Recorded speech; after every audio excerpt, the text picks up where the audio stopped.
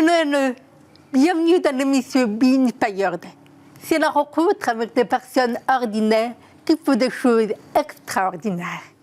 Des personnes qui, à leur façon, ont décidé de changer le monde et qui veulent vous inspirer. Ma première invitée est Sandrine Poitré, une femme très engagée en faveur de l'innovation sociale et d'un environnement plus durable. Sandrine est cofondatrice de la société Cleanat, qui propose des solutions innovantes pour sensibiliser, collecter et recycler des déchets bien particuliers. Les mégots de cigarettes, les chewing-gums. Et ça cartonne. Ma deuxième invitée est Olga Sierko, une femme généreuse, mêlant sensibilité, énergie et détermination. Guidée par ses valeurs premières, la liberté, Olga a osé faire des choix audacieux de sa vie. Aujourd'hui, elle est une experte française dans ce domaine, le langage du corps et le pouvoir des gestes. Bref, ce qu'on appelle le non-verbal. Deux invités qui nous inspirent, nous donnent envie d'écouter notre intuition pour oser prendre un virage à 180 degrés. Et vous, bienvenue donc à vous qui nous rejoignez. Et c'est parti pour deux rencontres très sympas.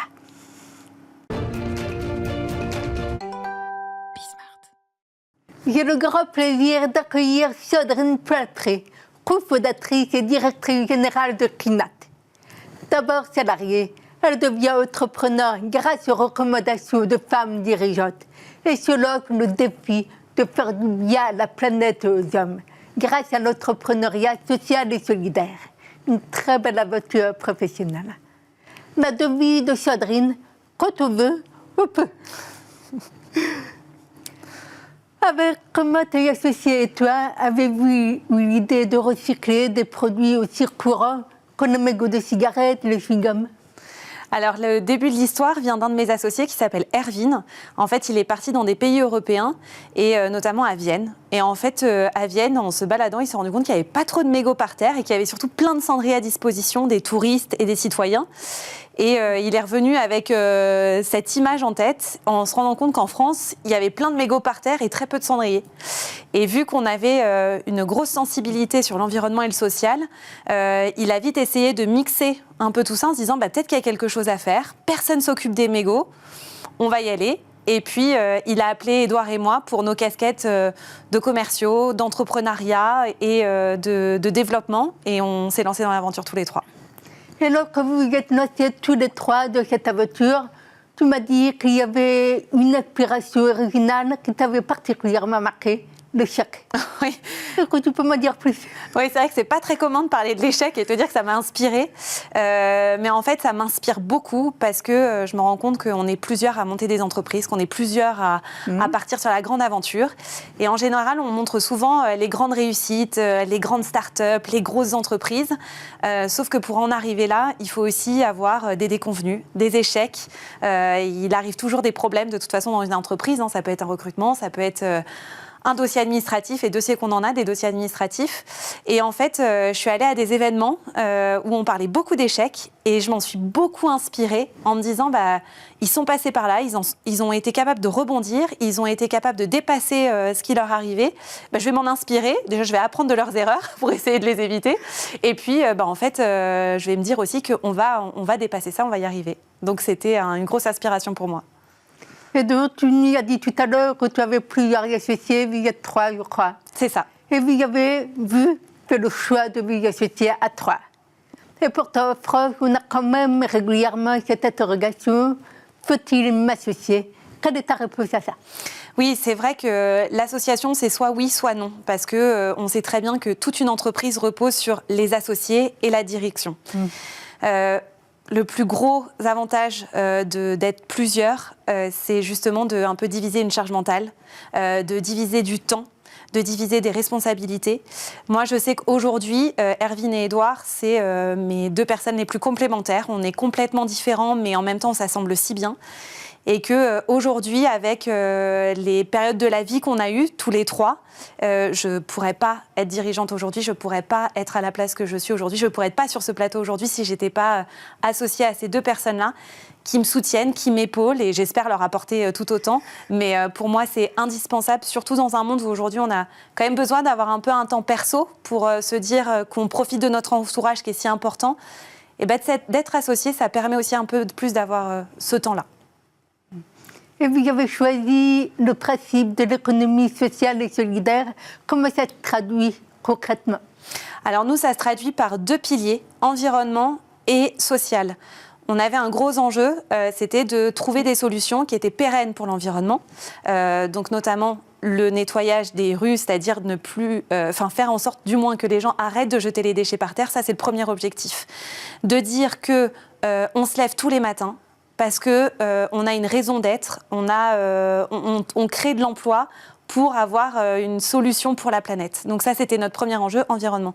Social, on s'est dit, il n'y a pas que l'environnement. Des métiers comme les nôtres, ou dans le futur, ou dans ce qu'on veut créer, nous, comme image ou comme prospérité, entre guillemets, de notre entreprise, c'est d'avoir un volet social, c'est-à-dire de se dire, il y a des métiers qu'on peut sûrement créer pour des personnes qui en sont éloignées. Qui en sont éloignées parce qu'ils n'ont pas beaucoup de diplômes, qui en sont éloignés parce qu'ils ont été pendant longtemps hors du marché de l'emploi, ou des personnes en situation de handicap. Et on a associé vraiment ces 2 piliers-là, qui répondaient complètement à l'économie sociale et solidaire, en se disant, on va créer des personnes, créer plutôt des emplois, pas des personnes, on va créer des emplois pour toutes ces personnes-là, et on va aller dans une dynamique d'entreprise où on va continuer à former des personnes pour peut-être créer de nouvelles vocations, créer de nouveaux métiers. Et surtout, on travaille beaucoup aussi avec des structures de l'économie sociale et solidaire et des structures d'insertion et du handicap qui nous tient extrêmement à cœur aujourd'hui. D'accord. Et quand tu pourrais me rappeler rapidement le chiffre de la pollution pour les chewing-gums, pour les marques, pour les mégots de cigarettes, parce que j'ai du mal à me rendre compte. Avec grand plaisir. Un mégot pollue jusqu'à 500 litres d'eau. Donc, c'est-à-dire qu'un mégot a plus de 2500 composés toxiques. Quand il est dans l'eau ou sur les sols, ces composés toxiques se déversent dans l'environnement où il est. Donc, grosse toxicité, gros enjeux environnementaux.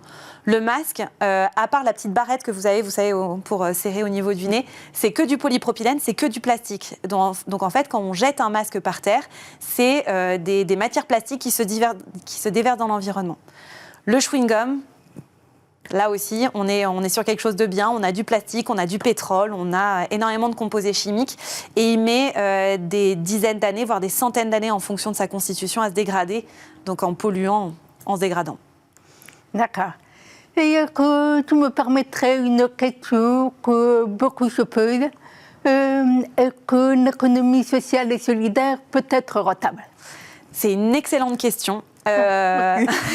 Beaucoup de personnes pensent qu'on arrive dans l'ESS et soit c'est parce que c'est quelque chose qui est bien pour la ville, la planète, pour le bien commun en fin de compte, qu'on n'est pas rentable, c'est-à-dire qu'on va vivre de subventions, personne ne va vouloir acheter nos solutions. Donc c'est vrai qu'on a cette image où l'économie sociale et solidaire, c'est un peu des associations et ça ne va pas plus loin. Alors qu'en fait, pas du tout.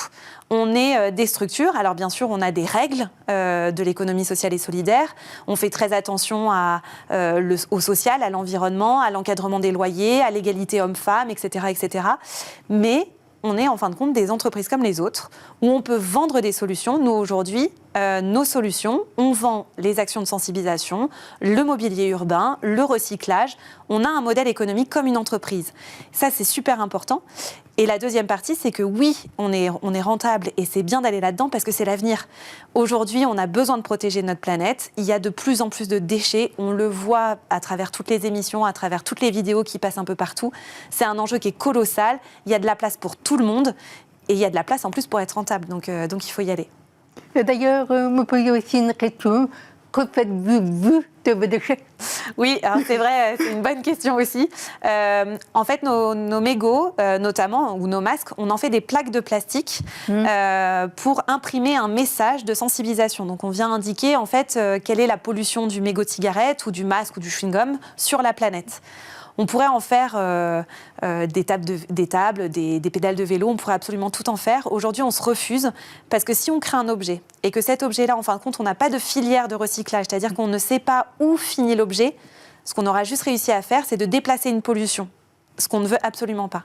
En faisant nos plaques, on garde la possession de ces plaques-là, on sait où elles sont, on les récupère et après on les recycle à nouveau et on les remet sur une utilité de réemploi qui est chère justement à l'économie circulaire et à l'ESS. Et d'ailleurs, parler de rentabilité, j'ai souvenir qu'un espace de 4 ans, il avait fait 2 levées de fonds, et là maintenant, vous êtes déployé partout en Europe. Mais comment faites-vous pour être aussi... Waouh. Alors on travaille dur déjà, et en fait on a de la chance d'avoir eu des associés et des actionnaires qui ont cru en nous depuis le début. La première levée de fonds, c'était avec des particuliers qui ont mis entre 100 et 10 000 euros dans l'aventure. Donc c'était des tout petits... enfin 10 000 euros, non, c'est déjà quand même pas mal. Mais on était vraiment pas nombreux. Et ils ont cru en nous, ils ont cru qu'on pouvait protéger la planète et avoir une démarche sociale. Et aujourd'hui, sur la deuxième levée de fonds, c'est pareil, des gens qui ont vraiment une vocation sur l'impact, qui nous aident tous les jours, qui nous mettent en contact avec des personnes, qui boostent notre business, qui viennent nous recommander des choses, etc. Donc ça, c'est une grosse partie, ça va être les actionnaires. Et puis, il y a une partie encore plus forte, c'est notre équipe. On a une équipe qui a grandi de 4 personnes en 2019 à une trentaine aujourd'hui. Certains, c'était leur tout premier job, ça l'est encore pour ceux qui sont encore parmi nous. Ils sont motivés, ils savent pourquoi ils se lèvent le matin. Il y a eu des moments durs, il y a eu des moments forts, mais on doit beaucoup à notre équipe qui croit en l'expérience, qui croit en notre projet et qui vont tous les matins, quoi. Et pour vous, y a-t-il une différence entre les actionnaires d'une entreprise classique et les actionnaires de l'économie sociale et solidaire? J'ai l'impression, parce qu'ils ont une volonté de dire qu'ils ont investi leur argent, mais pour une cause ou pour quelque chose qui a du sens. Certains d'entre eux n'ont pas forcément monté des entreprises où il y avait un impact environnemental et social. Grâce à l'investissement qu'ils ont fait chez nous, ils ont cet impact-là et ils ont encore plus envie de faire en sorte qu'on se développe et qu'on grandisse avec eux. Donc je pense que oui, in fine, l'investissement qu'ils ont déjà, parce que c'est des investissements, pour reprendre aussi un peu la question juste avant, c'est des investissements qui sont maintenant prospères. On sait que l'ESS, on sait que l'environnement, on sait que le social a de l'avenir. Donc déjà, il y a une partie qui vient de là. Et la deuxième partie, c'est que en nous boostant, ils savent aussi pourquoi ils nous boostent et que grâce à des solutions comme les nôtres, il y aura moins de déchets par terre, etc. Donc oui, je pense qu'en soi, on les rend fiers, mais ils nous rendent fiers. Tout le monde se rend fier, donc ça a un avantage. Donc il y a une dimension humaine très forte, en fait. Oui. Clairement. Et au niveau des personnes en loi de l'emploi que vous faites travailler, comment ça se passe? Quel est le ressenti? On a plusieurs ressentis. Alors le premier, ça va être via tous nos partenaires de l'insertion et du handicap qui sont sur tout le territoire français et européen. Parce qu'effectivement, on se déploie. La levée de fonds a servi à ce que justement on prenne encore plus un élan sur l'Europe. Donc là, on a ouvert l'Espagne et l'Allemagne. Donc tous nos partenaires déjà sont des structures de l'insertion et du handicap.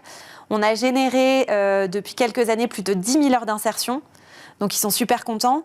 On engage nos clients aussi à faire des contrats avec nous de plus de 3 ans pour justement pérenniser aussi les emplois des personnes qui sont en insertion ou en situation de handicap.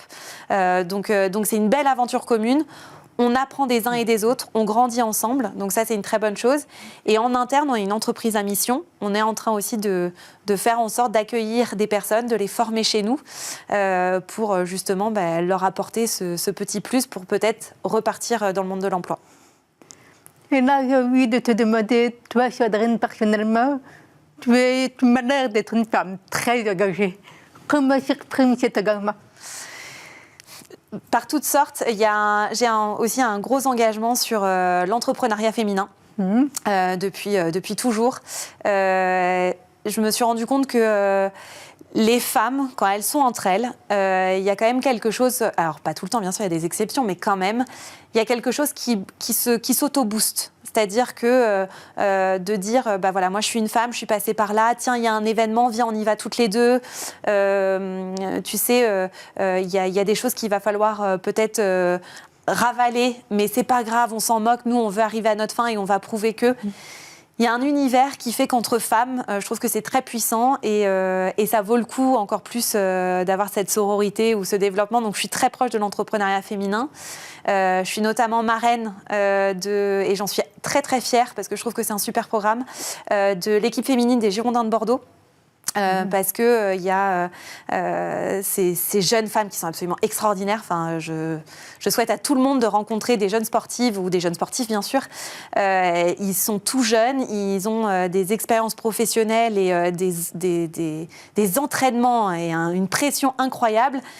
Mais ils sont aussi très sereins. C'est juste que après, passer dans le monde du travail, ça peut être un peu plus compliqué pour eux. Donc on est là aussi pour les porter, pour aider ces jeunes femmes à se dire bon allez, on passe avec vous de l'autre côté, on va vous apporter notre réseau, notre expérience, on va tout faire pour que ça se passe bien. Bah oui, génial. Bah, merci beaucoup Sandrine pour ce partage qui était extrêmement inspirant. Merci Virginie.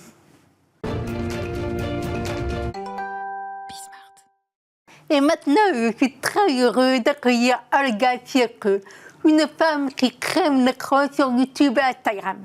Elle donne des conférences partout dans le monde, propose des formations en ligne, des livres.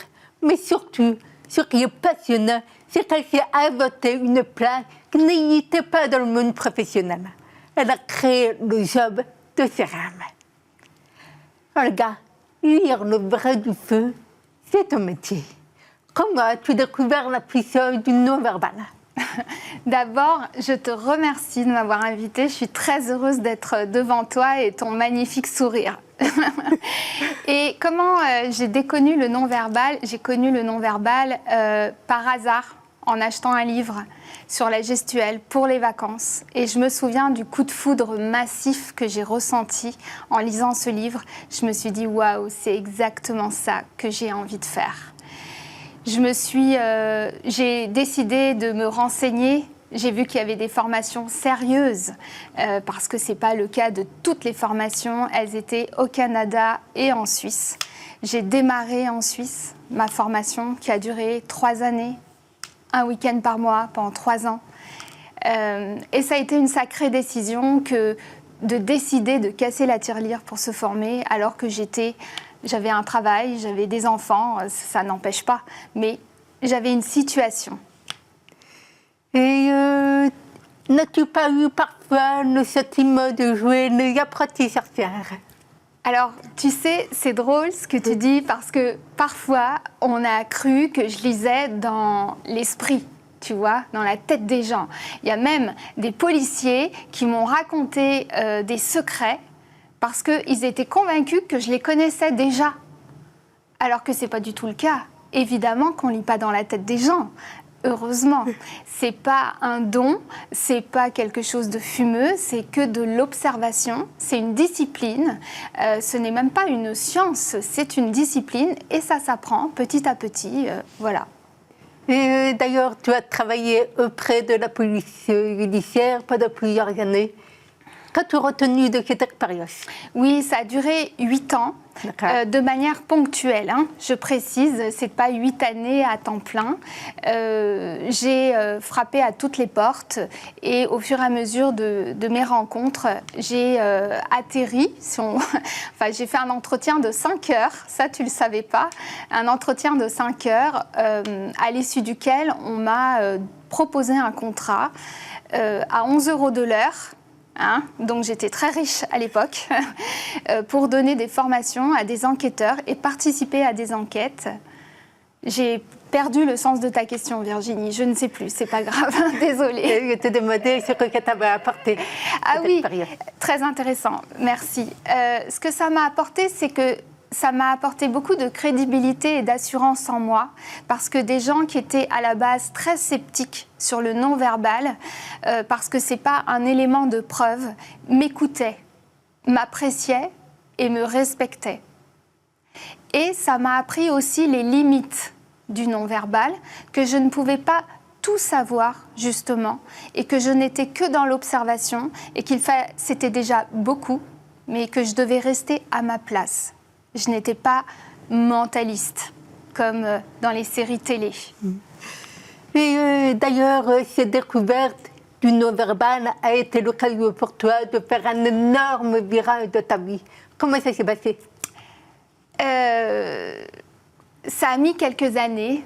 Rien n'arrive du jour au lendemain. Il faut quand même le dire à ceux qui ont envie de se lancer. Moi, j'ai eu un coup de foudre pour le non-verbal. J'ai décidé que je vivrais du non-verbal, quoi qu'il arrive. C'était une évidence. Donc, je me suis formée.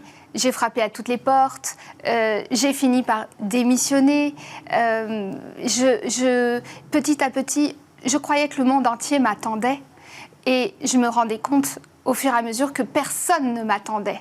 Donc il a fallu doucement aller sur les réseaux sociaux, faire un site internet, rencontrer tous les gens qui souhaitaient me rencontrer les gens des autres, enfin tu vois, un ami d'un ami d'un ami, et voilà, les choses se sont faites petit à petit. Et donc, si on comprend bien, tu as créé ton métier? Oui, D'accord. vraiment. Oui, parce que quand j'ai lu ce livre, je me suis dit, je veux vivre de ça. Mais tout de suite, j'avais conscience qu'il n'y avait pas de métier, il n'y avait pas de poste. Quand tu regardes, tu cherches un travail, il n'y a pas de poste pour un expert en communication non verbale. Surtout qu'en France, on a l'impression que c'est une pseudo-science qui ne sert pas à grand-chose, alors que toi et moi, on sait, et toi, tu es bien placé pour savoir à quel point le langage du corps est important pour comprendre un message. Absolument. Voilà. Et donc, tu sais, je fais une parenthèse, donc voilà, j'ai déjà perdu le... Je fais une parenthèse. Tu sais qu'on a fait une étude et on sait que quand on coupe le son de la télévision, les gens réussissent à comprendre plus l'authenticité de la personne que si elles écoutent. Donc toi, tu dois être très bien placé pour comprendre la cohérence du non-verbal par rapport à... L'authenticité. Exactement. Oui, de la personne, absolument. Et d'ailleurs, un gars comme moi, et c'est d'ailleurs comme ça que je t'ai rencontré, Oui. tu es conférencière, Oui. et tu apportes énormément auprès des chefs d'entreprise, des dirigeants, des managers. Est-ce que tu peux me faire toucher du doigt ce que tu leur apportes?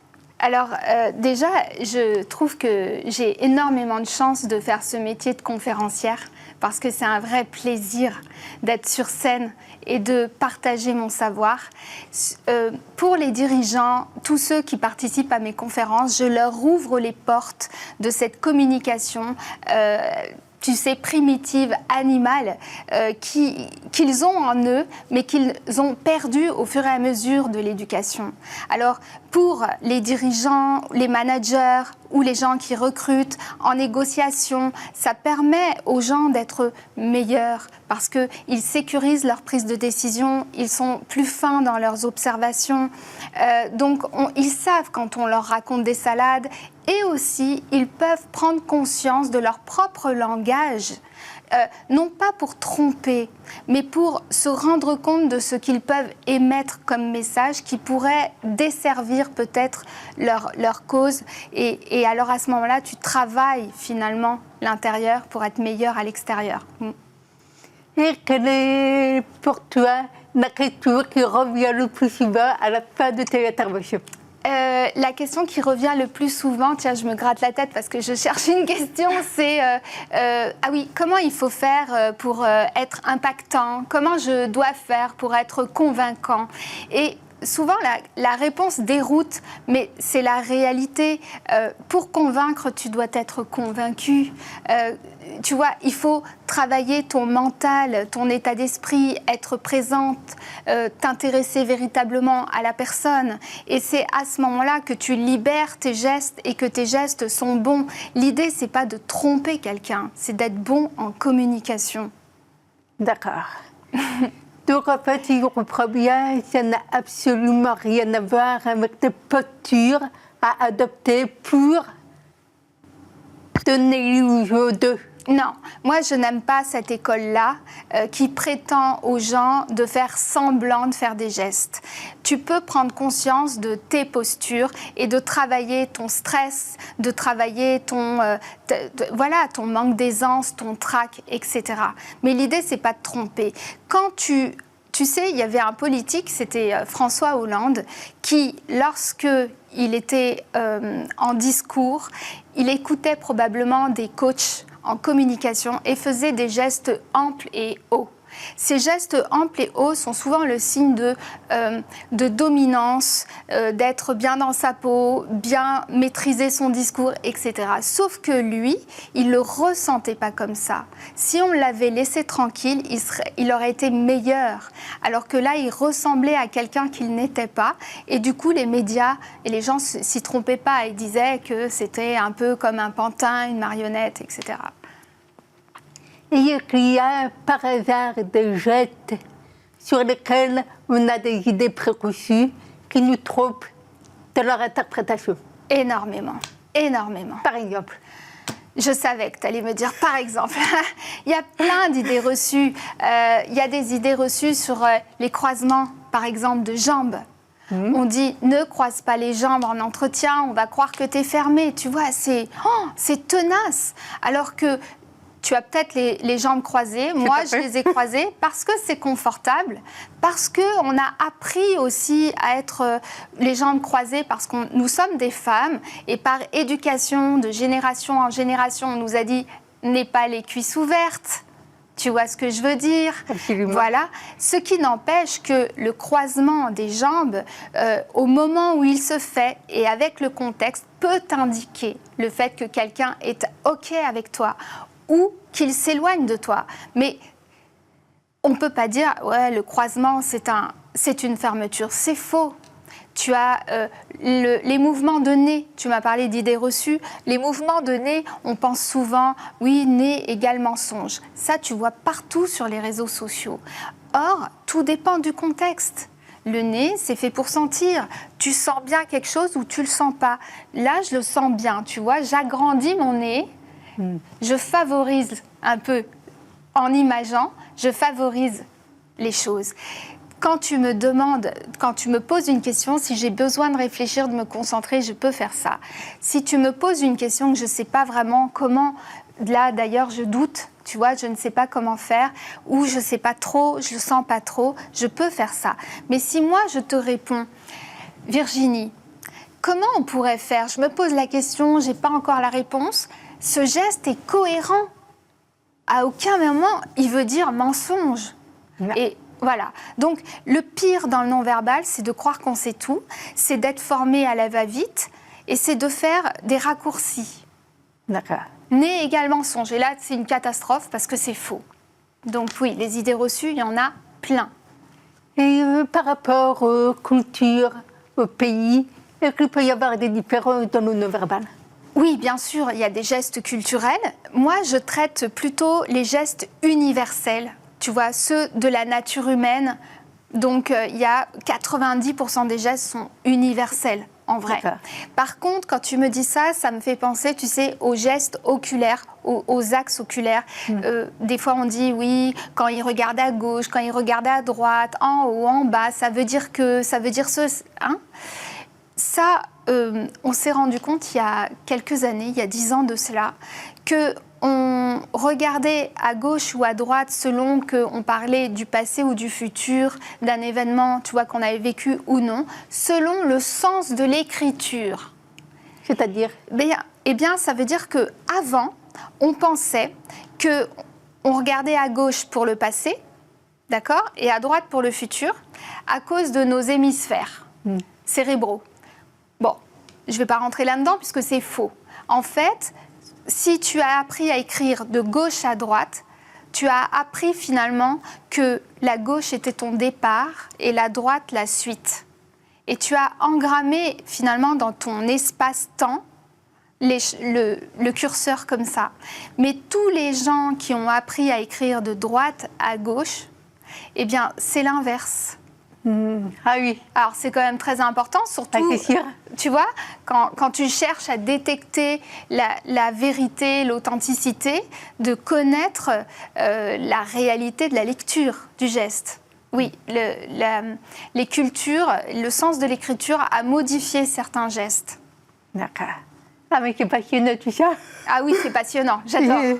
Et que tu aurais, par exemple, un dernier cadeau pour les personnes qui, comme moi, ont envie d'en savoir un petit peu plus? Bah, écoute, tu sais, il y a un geste que j'aime particulièrement. C'est le geste qu'on appelle d'élévation, d'éléfaction. L'élévation par satisfaction. Tu sais, quand on est content, quand on est heureux, quand on est fier, on a tendance à se lever. Donc, quand les gens sont debout, ils vont avoir un léger mouvement vers le haut, ou quand on est assis, tu vois, on va faire comme ça, pas changer de fesses, mais voilà.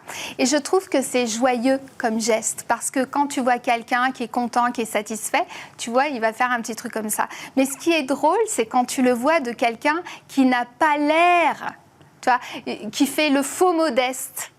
Et j'adore ça, quand je vois quelqu'un qui dit « Oui, j'ai une petite voiture », et qui se lève, tu vois. Et là, tu es sûr qu'il a en fait une grosse voiture et que pour lui, tu vois, c'est important. Ça, c'est drôle. Merci beaucoup, Olga. C'était vraiment passionnant. Merci à toi. C'est la fin de cette émission. J'espère que vous avez passé un très joli moment avec nous. Et à très bientôt pour la suite.